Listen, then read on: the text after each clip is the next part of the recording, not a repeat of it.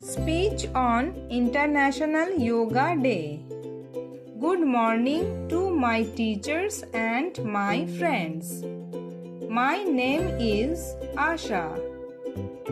Today we are celebrating International Yoga Day. Yoga is a very old practice from India. It is like a magic exercise for our body and mind. Yoga makes us strong and flexible. It helps us to stay calm and happy. It also helps us to focus on our studies.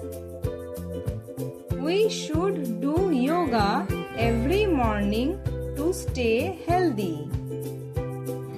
Let us all promise to do yoga every day. Happy International Yoga Day